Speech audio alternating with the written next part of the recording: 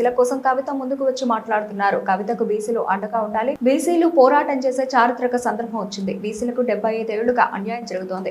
బీసీలు కమిట్మెంట్ తో పోరాటం చేయకపోతే ఇప్పుడున్న బీసీ రిజర్వేషన్లు తగ్గుతాయి. కవిత బీసీ కాకపోయినా బీసీల కోసం పోరాడుతున్నారు. ప్రజా ఉద్యమం చేయకపోతే బీసీల హక్కులు నెరవేరవు. బీసీలకు 82% రిజర్వేషన్ల కోసం ఎవరు ఉద్యమం చేసినా బీసీలు మద్దతు ఇవ్వాలి. ప్రభుత్వం పులి మీద స్వారీ చేస్తోంది. బీసీలకు స్థానిక సంస్థల ఎన్నికల్లో 42% రిజర్వేషన్లు ఇవ్వకుండా ఎన్నికలు నిర్వహించాలని ప్రభుత్వం చూస్తోంది. బీసీల రిజర్వేషన్ల కోసం పోరాటం చేసే వారిని ఎవరూ తప్పు పట్టవద్దు అని అన్నారు. బీసీలు ఉద్యమం చేస్తేనే కేంద్ర రాష్ట్ర ప్రభుత్వాలు దిగి వస్తాయి. జూలై 17న జరిగే జాగృతి రైల్ రోకోలో ఖచ్చితంగా మద్దతు ఇస్తాము. కవిత ఎవరి కోసం పోరాటం చేస్తోంది? బీసీల కోసమే కదా. బీసీలందరం కూడా సహకరించాలని ఎంపీ ఆర్ కృష్ణయ్య కోరారు. అవన్నీ పక్కదారి పట్టించి ఇష్యూ డైవర్ట్ చేసి పెంచాలనే చిత్తశుద్ధి ప్రభుత్వానికి ఉంటే ఖచ్చితంగా మీరు జీవో తీయాలి. జీవోను ఛాలెంజ్ చేస్తే మీరు కొట్లాడతారు, మేము కొట్లాడతాము, అన్ని పార్టీలు కూడా కొట్లాడతాయి. ఇది ప్రజా ఉద్యమంగా మారిపోతుంది. ఇష్యూ మీ మీద ఎందుకు బదనాం చేసుకుంటారు?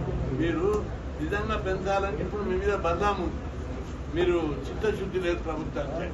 మీకు వెన్సిది జీవో తీసి 42% ఎన్నికలకు పోతే మీ మీద బ్లేమ్ ఉండదు. హైకోర్టు, సుప్రీంకోర్టు ఎవరైనా పోతే అక్కడ కేసు గెలిచే అవకాశం ఉంది. గతం కంటే ఇప్పుడు భిన్నమైన పరిస్థితి. జనాభా లెక్కలు ఉన్నాయి.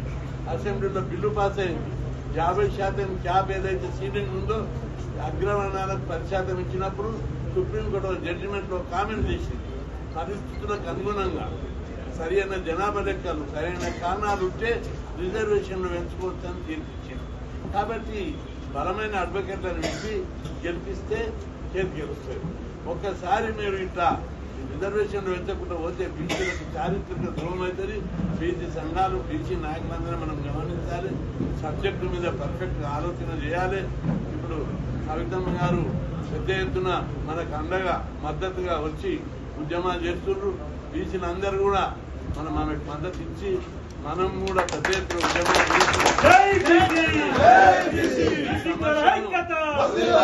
ఈ సమస్యను ప్రజా ఉద్యమంగా మార్చవలసినటువంటి అవసరం. ప్రజా ఉద్యమంగా మార్చకపోతే బీసీలు చారిత్రకంగా చాలా అన్యాయానికి గురవుతారు. ఇక ముందు కోర్టులు, ప్రభుత్వాలు అన్ని కూడా బీసీలకు వ్యతిరేకంగా నిర్ణయించుకునే ప్రమాదం. కాబట్టి బీసీలు జాగ్రత్తగా, ఇదొక చారిత్రక సందర్భం వచ్చి ఈ సందర్భం లోపల మనం కరెక్ట్ గా నిలబడి పోరాడకపోతే భవిష్యత్తులో మన తరాలందరికీ అన్యాయం జరుగుతుంది. ఇప్పటికే 76 ఏళ్ల నుంచి అన్యాయం జరుగుతూ వచ్చాయి. కోర్టు తీర్పులు అన్యాయం చేశాయి, కేంద్ర ప్రభుత్వాలు అన్యాయం చేశారు. ఇప్పుడు అవకాశం వచ్చింది.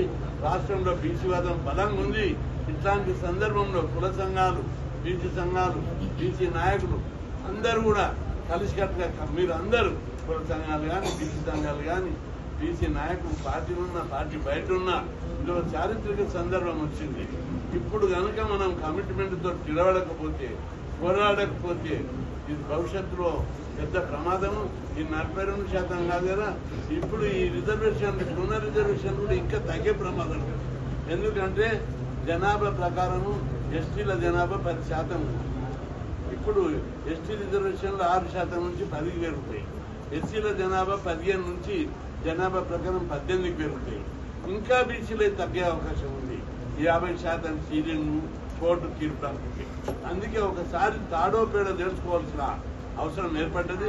కమిట్మెంట్ తో ప్రభుత్వం నాయకుల మీద, సంఘాల మీద బుద్ధ జరగడానికి ప్రయత్నిస్తుంది. వాళ్ళ పార్టీ ఉన్నతోటి మీరు ఎదుర్కొందని చెప్తుంది. అందరికీ నేను విజ్ఞప్తి చేస్తున్నా.